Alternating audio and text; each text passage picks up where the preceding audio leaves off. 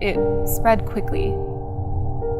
In the very first weeks after Ebola was confirmed, we already had cases in Liberia and clear across Guinea in Conakry. So we knew this was a different type of outbreak than we'd ever seen before.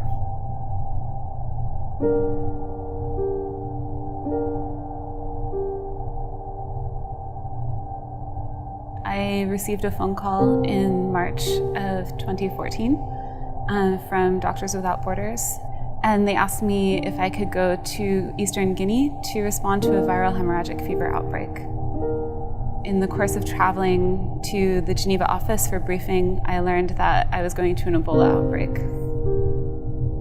My first thought was to turn around and go home, but I also knew people were already in the field, that they were already trying to fight this outbreak, and I knew they would be tired and they would need help.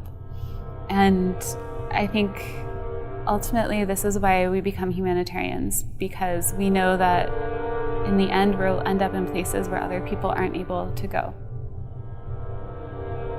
When we got to Gakidu, which is the town that was at that point most affected by Ebola, the population was terrified, and you could feel the fear in people. You could see it in their faces.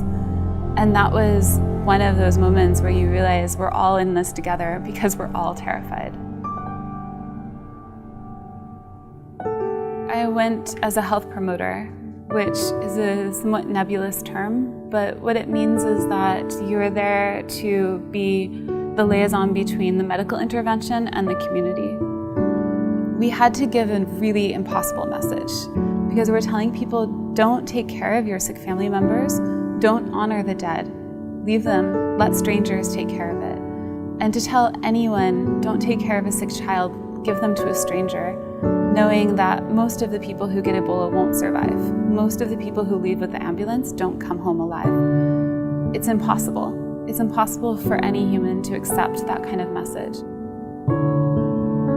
The story I want to tell is the collective story.